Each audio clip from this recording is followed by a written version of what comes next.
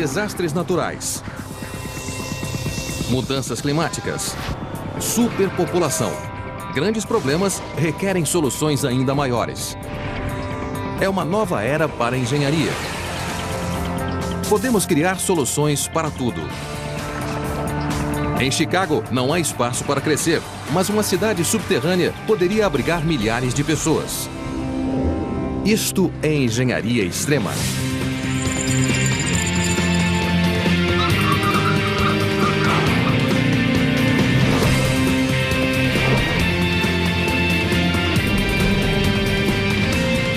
Engenharia extrema.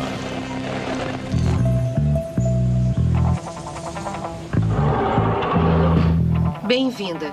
Por favor, escolha seu andar. Menos 78, descendo. Este é um elevador expresso da cidade subterrânea de Chicago, com conexões diretas a todas as residências, lojas e escritórios abaixo do nível 50.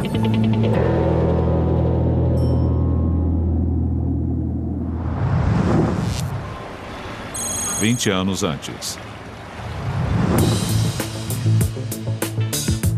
Chicago, Illinois, a terceira cidade mais populosa dos Estados Unidos. Um visual icônico e uma rede urbana marcada pelos ritmos diários da vida urbana. Mas Chicago é vítima do próprio sucesso. A cidade tem 2.800.000 habitantes e, em virtude disso, torna-se vítima de um ataque diário. Quase 7 milhões de pessoas entram e saem da cidade nos dias úteis. Até mesmo os subúrbios, que antes eram um antídoto ao caos da vida urbana, sofrem com os congestionamentos. Apesar das melhorias no sistema viário interestadual, o trânsito continua piorando. E a exemplo das principais cidades, perde-se 1 hora no trânsito no horário de pico. Em termos de trânsito, a cidade perde apenas para Nova York, custando para os moradores quase 1 semana por ano de tempo perdido. E para a economia local, mais de 4 bilhões de dólares anuais. Quando finalmente chegam ao centro, os moradores do subúrbio encontram o L, um dos sistemas de transporte mais movimentados e mais antigos do país, totalmente saturado, incapaz de acomodar o número de passageiros crescente e o horário de pico cada vez maior.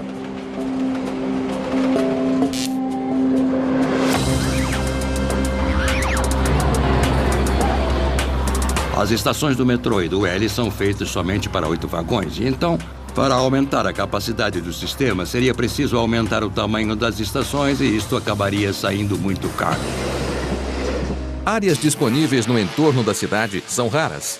Assim, a expansão lateral não é possível. E com o preço dos imóveis na região central nas alturas, a cidade precisa de uma solução drástica e inovadora. Chicago, que já conta com alguns dos prédios mais altos do país, terá de construir para baixo.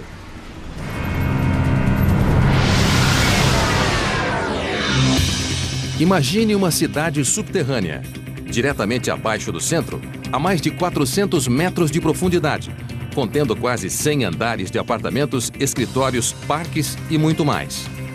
Espaço suficiente para dezenas de milhares de pessoas viverem, trabalharem e se divertirem. É a melhor solução para o problema de falta de espaço na cidade.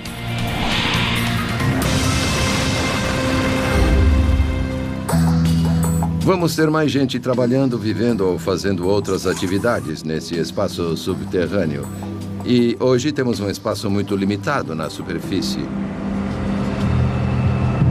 É um empreendimento tão grande, tão inovador, que vai exigir um projeto de obras públicas de dimensões, dificuldades e riscos sem iguais.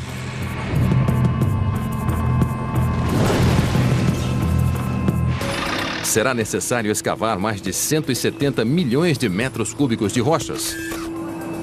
Operários trabalhando incansavelmente sob milhões de habitantes. Para construir espaços habitáveis com novos métodos de ventilação e iluminação para garantir que a cidade subterrânea tenha sucesso. Não será fácil, mas talvez seja necessário.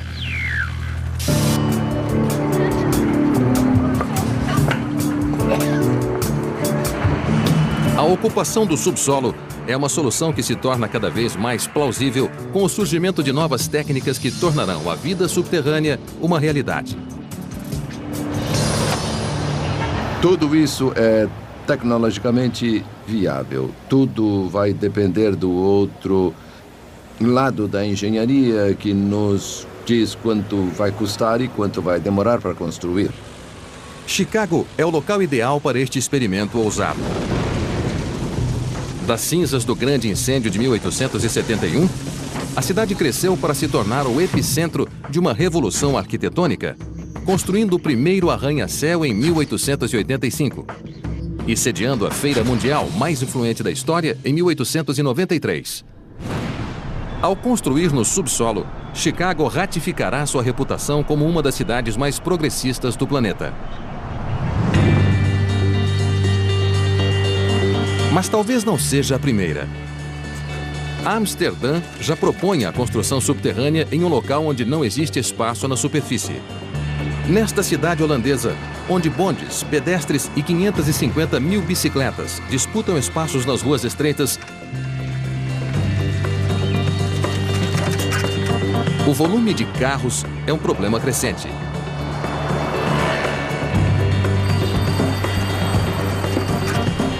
Amsterdã é uma bela cidade histórica e por isso há um tráfego intenso aqui. E não podemos curtir a cidade porque há trânsito por toda parte. Há trânsito nos canais, há trânsito nos cais, há trânsito aqui por toda parte. Antigos planejadores urbanos nunca imaginaram que um dia suas ruelas pitorescas seriam tomadas por automóveis. Atualmente existe um movimento para tirá-los das ruas. Mas para fazer isso, sem perder o charme histórico de Amsterdã, é preciso recorrer a um aspecto marcante de seu passado histórico: os canais da cidade.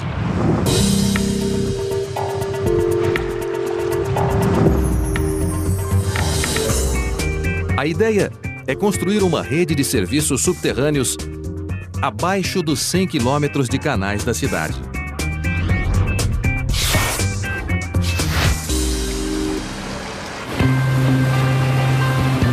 Estacionamentos, cinemas e lojas construídos abaixo de quilômetros de terrenos que estão cobertos pela água. Trabalhar sob os canais é a melhor opção porque, a partir de 1 metro quadrado sem valor, nós conseguimos fazer 6 metros quadrados que têm muito valor. Na verdade, o plano transformará mais de 50 quilômetros quadrados de área inexplorada, criando espaço para milhares de carros. Mas uma obra aqui deve levar em conta a arquitetura única da cidade. As ruas de Amsterdã não podem ficar ocupadas por equipamentos de construção. Algumas são tão estreitas que os enormes caminhões necessários para a construção subterrânea nem conseguiriam entrar. Mesmo que pudessem acessar a área a partir das calçadas, as equipes estariam perigosamente próximas das casas à beira dos canais, construídas precariamente acima dos cursos d'água. Em Chicago, é possível fazer um buraco e construir uma casa. É um método construtivo totalmente diferente. Em Amsterdã não é tão fácil fazer uma casa porque o solo é o que alguns chamam de água mole.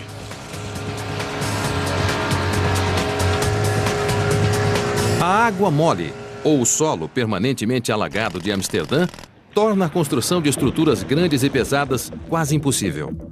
Por esse motivo, os edifícios raramente têm mais que 3 ou 4 andares. A maioria das casas dos canais é sustentada apenas por estacas de madeira cravadas no solo alagado. As vibrações intensas geradas pela construção provocariam um desastre. Somente os canais ficam longe o bastante dos edifícios e são suficientemente largos para receber os equipamentos de construção. Mas os canais estão cheios de água. Assim, os engenheiros propuseram uma solução tão única quanto a própria cidade. O sistema de canais de Amsterdã tem 16 comportas, que podem ser fechadas a qualquer momento. Com as comportas fechadas, os canais podem ser drenados. Eu imagino que as pessoas podem achar que a coisa mais difícil é retirar a água que está dentro dos canais. Mas, na verdade, esta é tecnicamente uma das coisas mais fáceis. Depois de drenados os canais, as equipes começarão a trabalhar, escavando 9 metros abaixo antes de assentarem uma nova superfície, que será tanto o teto do complexo abaixo como o leito do canal acima. É uma solução que não só minimizará os riscos aos milhares de edifícios próximos aos canais, como evitará maiores perturbações à cidade. Como nós vamos trabalhar no espaço do canal, incomodaremos menos as pessoas. Mais tarde, para restaurar os canais, bastará abrir as comportas. Depois que terminarmos, os canais ficarão exatamente como estão agora, só que não haverá mais carros na superfície e nós poderemos curtir a cidade e as belas casas históricas.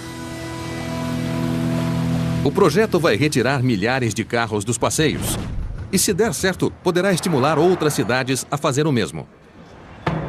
Só há um problema. Poucas cidades têm canais por onde acessar suas regiões centrais. Em Chicago, não há como escavar as ruas sem paralisar a cidade e irritar milhões de pessoas. Para ter uma Chicago melhor, engenheiros terão de cavar fundo. Para saberem como fazer isso, terão de buscar uma solução além das fronteiras da cidade.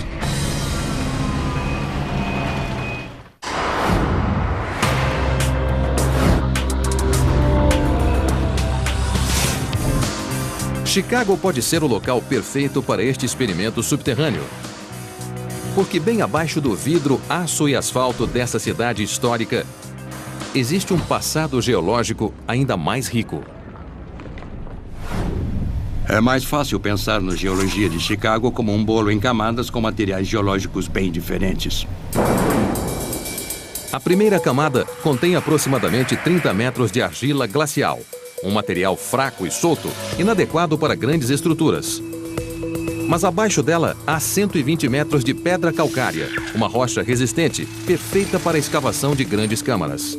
O calcário abaixo de Chicago é vantajoso porque é bem mais forte que o concreto tradicional que usamos nas estruturas. Essa camada é seguida por cerca de 30 metros de xisto, uma rocha instável que não é tão boa para a construção. O xisto é de 5 a 10 vezes mais fraco que o calcário. Ele é suscetível a um fenômeno particular de ruptura. Quando é exposto à água, ele expande, fratura e degrada. Túneis verticais de acesso poderiam ser perfurados através do xisto até a próxima camada de calcário, que se estende por mais de 120 metros.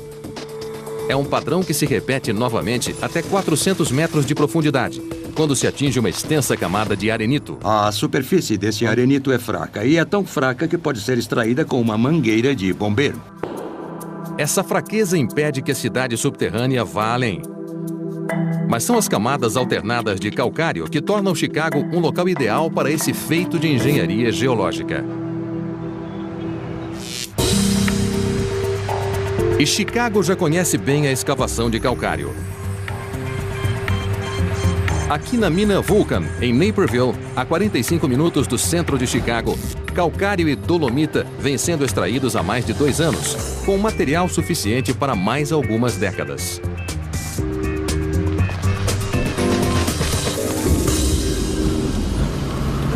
Hoje as equipes descerão 120 metros para escavar o nível mais recente da mina. O objetivo é remover milhares de toneladas de rocha em um dia. Isso é feito por um processo de perfuração e explosão.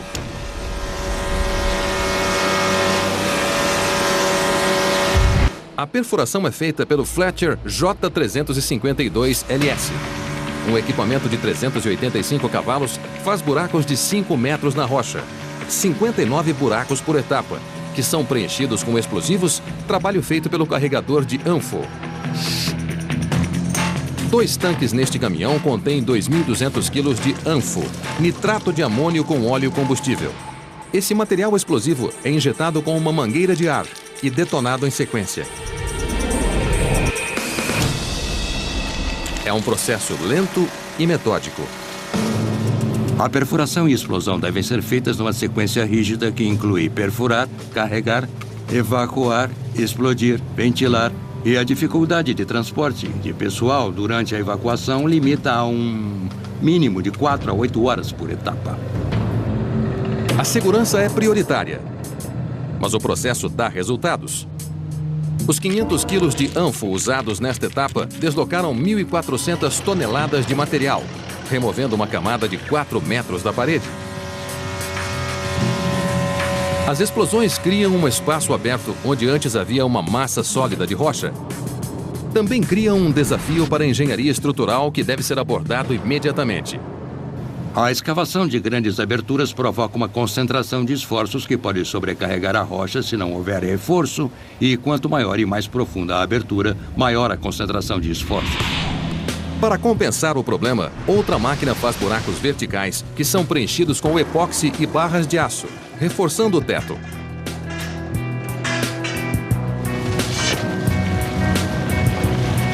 Após a explosão, o material escavado é retirado por uma esteira rolante e levado para canteiros de obras na região para ser usado como agregado, um componente essencial ao concreto que poderá ser usado imediatamente em Chicago.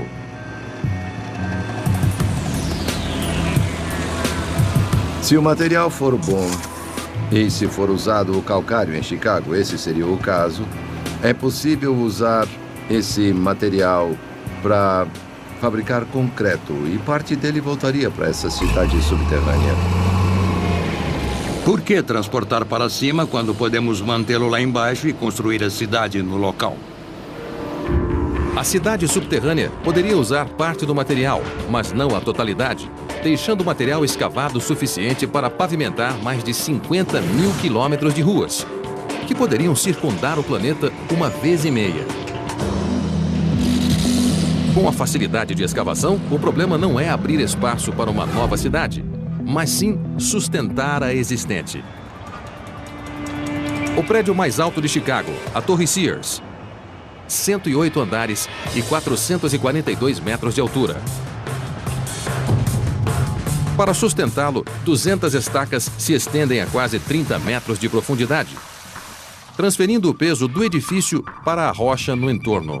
E esse é somente um prédio. Abaixo de Chicago existe uma verdadeira floresta de fundações e estacas. Se o solo for escavado perto delas, os prédios que elas sustentam podem ter problemas. Se você fizer um buraco bem embaixo da estaca, na extremidade da estaca, ela vai desabar.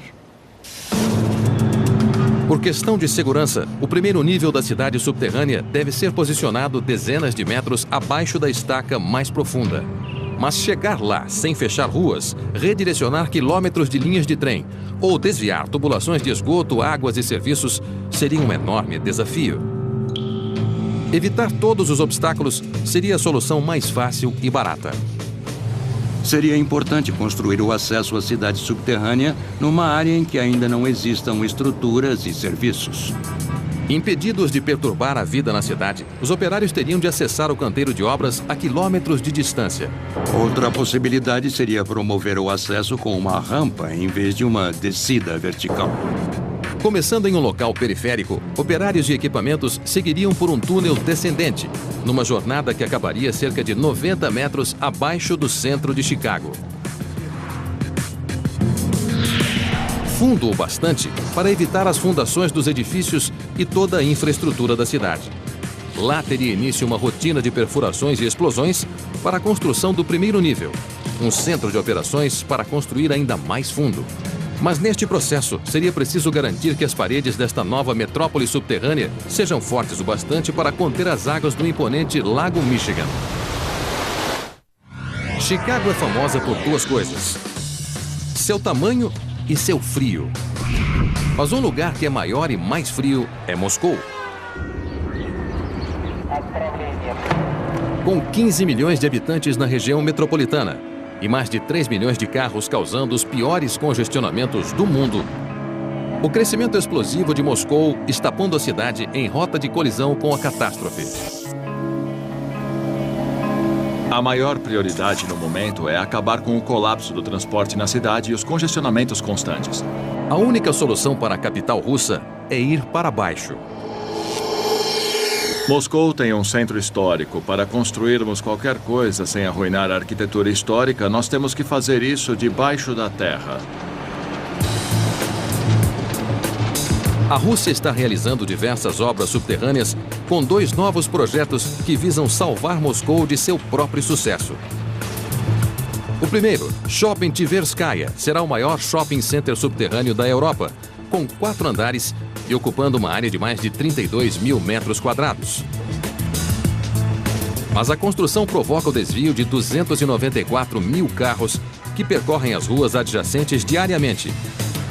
E os operários precisam trabalhar perigosamente próximos ao tráfego. O segundo local, a Praça Paveletskaya, um dia será um complexo de 5 andares com centro de compras e estacionamento, integrado à estação de trem acima dele. Mas antes, os construtores precisam lidar com o solo frágil e lamacento da cidade. Moscou tem uma combinação de solo muito diferente e difícil. Por isso, cada construção requer diversos estudos abrangentes. O solo mole não representa problema para erguer edifícios pequenos, característicos da cidade, mas não é adequado à construção subterrânea.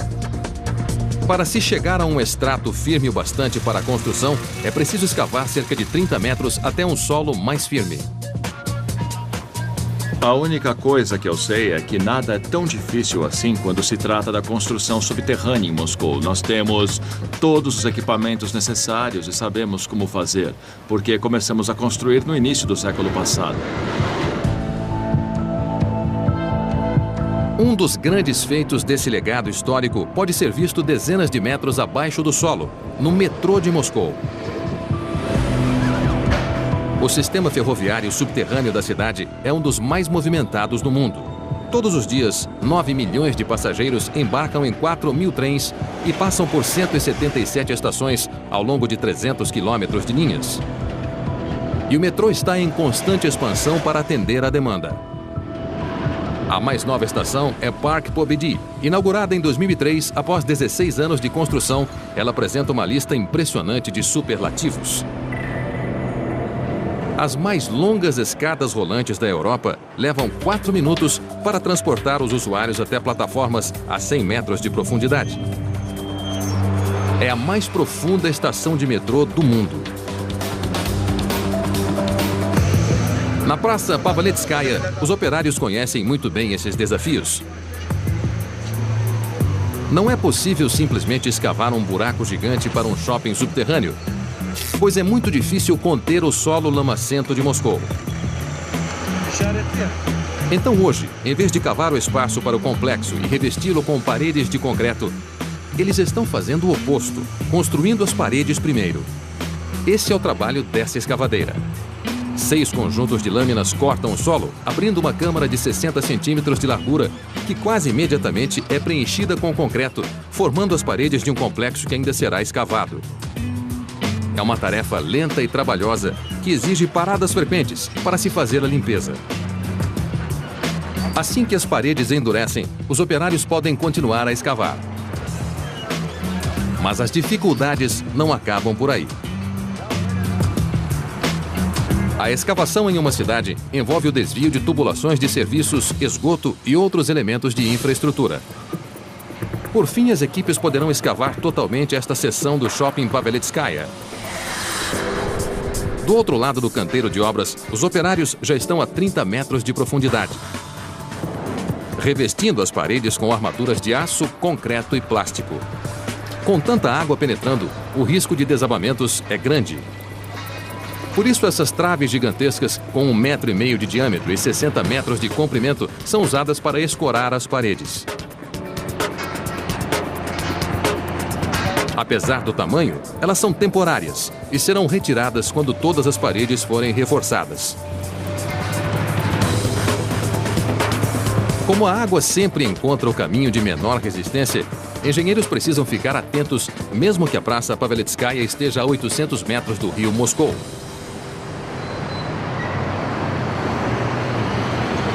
Imaginem os riscos que os operários correrão do outro lado do mundo, em Chicago. Uma cidade localizada às margens de um grande lago. Nós sabemos que o Lago Michigan está logo ali. Então, como evitar que toda aquela água penetre em uma estrutura subterrânea? A invasão da água poderia provocar um desastre. Cada um dos níveis da cidade subterrânea teria de ser extremamente reforçado. Para manter-se à frente do crescimento populacional que ameaça estrangular a cidade subterrânea teria de ser feita rapidamente. Mas a pressa poderia provocar uma tragédia.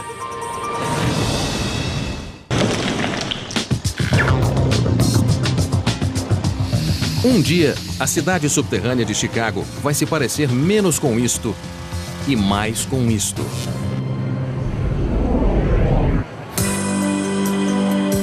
O Rockne Riad, o maior shopping subterrâneo de Moscou. Com 3 andares de lojas e restaurantes, é um lugar onde milhares de moscovitas podem fugir do frio. A exemplo da cidade subterrânea do futuro, o shopping fica oculto à plena vista, a poucos passos do centro da cidade. Para a cidade subterrânea de Chicago se aproximar do conforto oferecido pelo shopping de Moscou,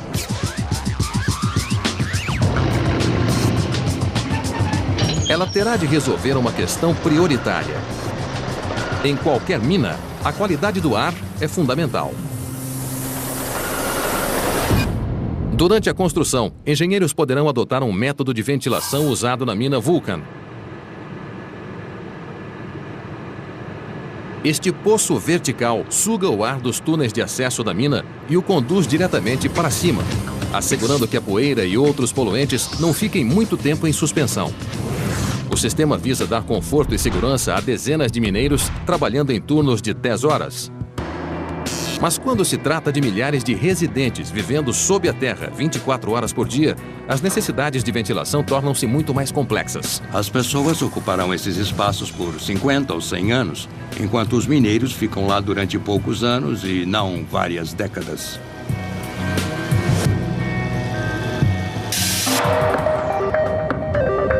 Bem abaixo da superfície, não haverá janelas abertas, nem brisas para manter o ar fresco circulando. A ventilação é um problema que já foi solucionado, bem além das necessidades de qualquer cidade subterrânea em Boston, Massachusetts. Aqui, os engenheiros responsáveis pelo Big Dig, o mais caro projeto público na história dos Estados Unidos, se viram diante de milhares de carros percorrendo mais de 6 quilômetros de túneis diariamente, emitindo toneladas de gases tóxicos. Veículos em movimento fazem o ar circular pelos túneis, mas congestionamentos fazem o ar estagnar, levando ao acúmulo de gases perigosos. Assim, os responsáveis pela obra instalaram um sistema de ventilação complexo para manter o ar em movimento. Perto das aberturas dos túneis, ventiladores de alta pressão fazem o ar circular. Mas com alguns túneis alcançando 36 metros de profundidade, foram necessárias algumas medidas extremas para levar o ar ao subsolo.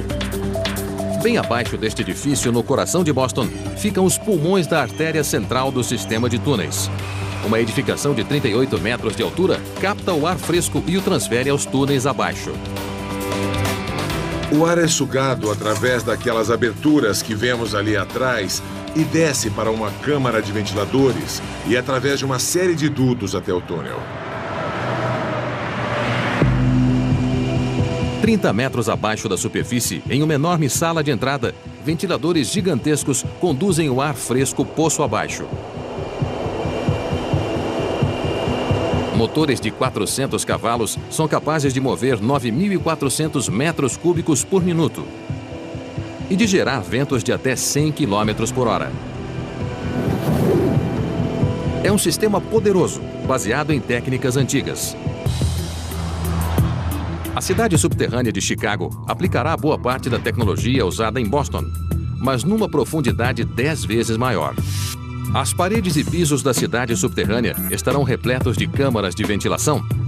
Ventiladores na parte inferior da cidade puxarão ar fresco através de túneis de admissão localizados na parte superior, de onde descerá 400 metros e circulará por toda a cidade, antes de voltar à superfície para ser expelido. O controle da qualidade do ar durante 24 horas para uma população residente e não apenas para o tráfego de carros exigiria muito mais ventiladores e um sistema de controle que seria os olhos e ouvidos da cidade subterrânea. É algo que daria segurança e tranquilidade aos residentes abaixo de Chicago, caso o impensável acontecesse. Com a construção da cidade subterrânea, um fator do clima lendário de Chicago seria amenizado.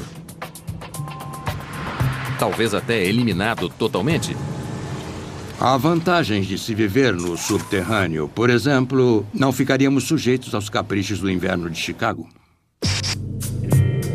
Bem abaixo das ruas da cidade, residentes não teriam de se preocupar com a neve ou com o aquecimento.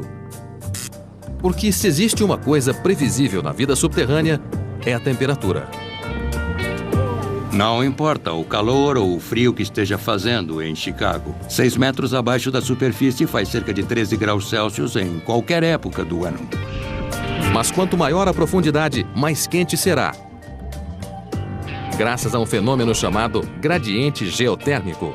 Na superfície, as temperaturas são afetadas pelo Sol e pelas mudanças atmosféricas. Mas até 60 metros de profundidade, a temperatura permanece constante. A partir daí, para cada 30 metros a mais de profundidade, a temperatura sobe cerca de 1 grau Celsius. Felizmente, na cidade subterrânea, os limites geológicos da construção vão garantir que as coisas não fiquem quentes demais. Seria bom estar sempre entre 18 e 20 graus do que sofrer a variação de menos 20 até 40 graus que temos na superfície. O clima constante é uma vantagem que a cidade subterrânea levará sobre a superfície. Mas há uma qualidade com a qual ela não poderá competir. Provavelmente a questão mais importante seria a iluminação em si. Porque sem iluminação artificial, lá embaixo vai ficar totalmente escuro. A luz do dia, tão vital para a saúde e a felicidade humana, só pode vir de uma fonte. Mesmo em Moscou, com apenas 70 dias ensolarados por ano, o shopping center subterrâneo Ortony Riad faz o que pode com claraboias que decoram o teto e permitem que a luz solar chegue a 3 andares abaixo. É uma solução que funcionaria em Chicago também, até certo ponto. Enormes claraboias iluminariam os níveis superiores da estrutura, mas mais abaixo não haveria como a luz solar chegar às pessoas. Esse simples fato tornaria a vida na superfície, apesar do frio, a escolha de muitos. Mas se existir uma solução, ela poderá ser encontrada no Centro de Pesquisas da Iluminação do Instituto Politécnico Rensselaer, em Troy, Nova York. Aqui os pesquisadores estudam os efeitos da luz na saúde e no sistema circadiano, o ciclo de 24 horas que todos os seres humanos são programados para seguir. O sistema circadiano segue um padrão regular de 24 horas e esse é um padrão com o qual crescemos ao longo da evolução. Somente nos últimos 100 anos temos a luz elétrica que nos permitiu estender a luz ao longo da noite, mas o que aconteceu nos últimos 100 anos é que passamos a viver fechados.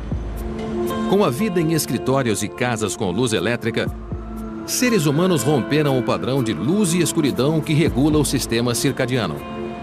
Nós podemos ter uma luz perfeita para ver e mesmo assim estar numa escuridão biológica. Nem sempre estimulamos o sistema circadiano com a luz elétrica. Somente com a luz artificial, os relógios internos dos moradores do subterrâneo ficariam desregulados. O sistema circadiano é um relógio que funciona o tempo todo em qualquer situação e se não houver o acerto desse relógio com a sincronia com o nascer e o pôr do sol, podemos ter uma fadiga arquitetônica, como dizemos. Para manter essa sincronia, engenheiros terão de projetar sistemas de iluminação que reproduzem os padrões na superfície. Mas nem mesmo esses meios artificiais podem ir muito longe. O importante não é só quanta luz recebemos, mas quando recebemos essa luz e que tipo de luz recebemos. No Centro de Pesquisas da Luz, um teste mede os efeitos da luz na atividade cerebral. Ligada a um eletroencefalograma, uma voluntária é exposta a diferentes comprimentos de ondas de luz. Embora todos os comprimentos de onda estimulem o cérebro, a luz azul é a mais eficiente. Estamos trabalhando com a luz azul porque comprovamos que o sistema circadiano é mais sensível à luz azul. Talvez isso aconteça porque a cor do céu programou nossos cérebros a responder ao comprimento de onda azul da luz visível. O Instituto descobriu que a necessidade da luz azul está tão enraizada no DNA humano que basta uma pequena quantidade para nos deixar alertas.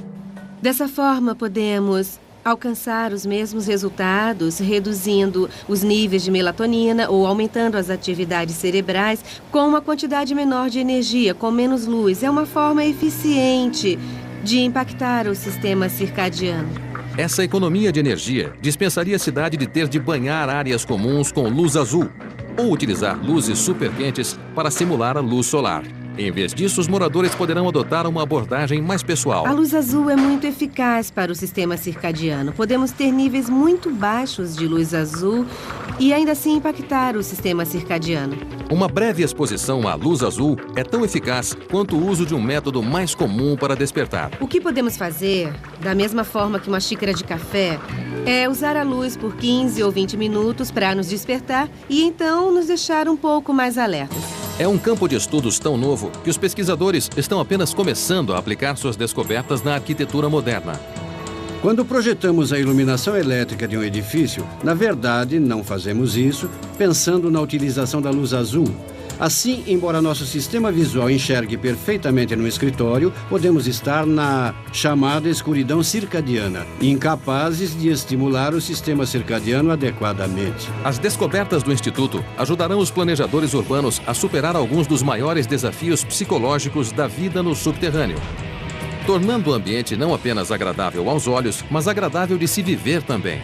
Haverá muitas formas de manipular a luz de modo que ela possa dar uma sensação de dia e noite, uma sensação de mudança, aquela mudança de diferença que torna a vida agradável. E são essas diferenças na vida que achamos atraentes. Se compreendermos o sistema, poderemos programar a luz elétrica para fazer tudo o que a luz natural faz. Não existem barreiras tecnológicas que impeçam de dar um padrão regular de luz e escuridão às pessoas. Claro que nada pode se comparar à paisagem, mas isso é algo que os engenheiros podem contornar. Com todos os confortos da superfície, a cidade subterrânea de Chicago poderá se tornar o lar de dezenas de milhares de pessoas. Mas à medida que se expandir para atender a demanda crescente, planejadores poderão se deparar com uma crise surpreendente e perigosa.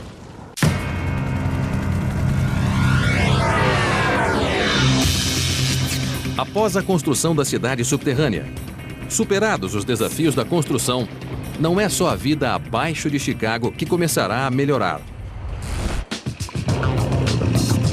Na superfície, a cidade terá menos gente, menos carros e um sistema de transporte público mais confortável, uma vez que as pessoas não virão mais de fora da cidade, mas debaixo dela.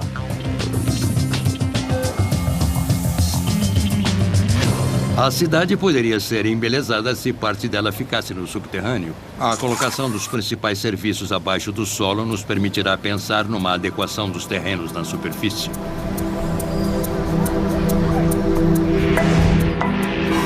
Foi o que aconteceu em Boston, após o Big Dig. A cidade se recuperou, digamos assim, e parte dos terrenos foi dedicada ao uso público em vez de ter uma via elevada sobre eles. Agora existem parques, onde antes havia estruturas de aço. As melhorias na superfície poderão ajudar a obter apoio para a expansão da cidade subterrânea. Mas a escavação contínua abaixo dos arranha-céus de Chicago poderá gerar oposição. E a cidade subterrânea terá de navegar em território desconhecido. O estado de Illinois é dono do fundo do lago a partir da margem e não há prédios lá. Talvez seja muito mais barato e mais rápido continuar a cidade subterrânea a partir da margem do lago.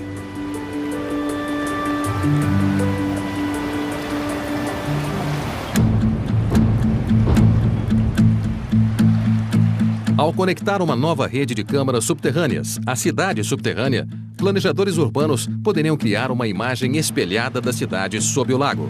Em termos de mudar a forma como o mundo vê Chicago, podemos passar da atual imagem de um belo horizonte vertical para, talvez, quem sabe, um horizonte subterrâneo. Só há um problema.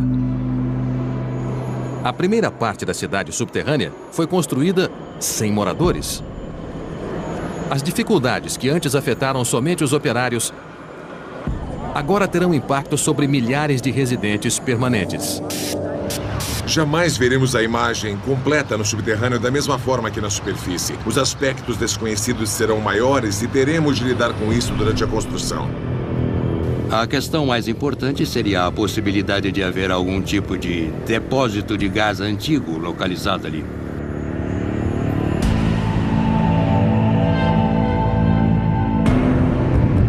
Se os operários acidentalmente atingirem um duto de gás oculto, as consequências poderiam ser desastrosas. Vamos! Planos de evacuação seriam muito semelhantes aos adotados atualmente em arranha-céus. No momento, só podemos pensar no caso de prédios altos. Quantos elevadores seriam necessários, quantas escadas seriam necessárias. As mesmas discussões teriam de ser feitas para as instalações subterrâneas. Mas a centenas de metros abaixo da superfície, essas considerações seriam invertidas. Com os elevadores inoperantes, as escadas seriam a única saída. Quem estiver no nível inferior teria de subir o equivalente a um prédio de 100 andares para escapar.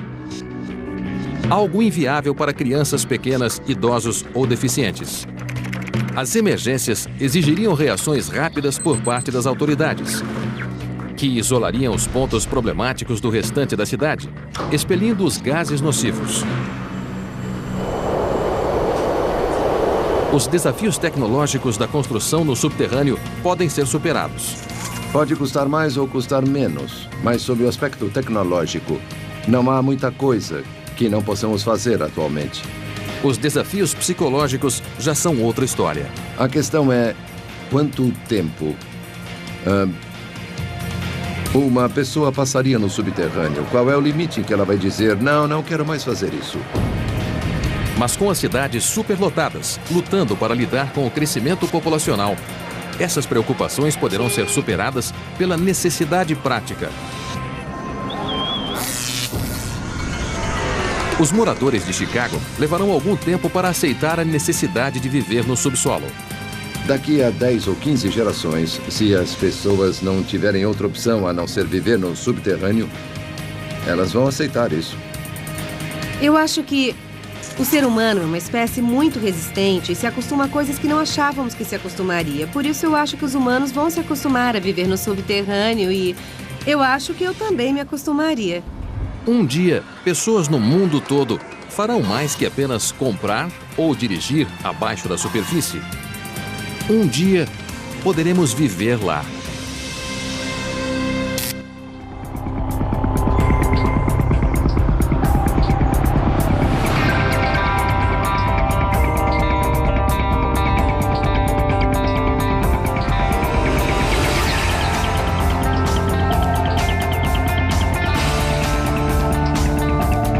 Versão brasileira DPN Santos.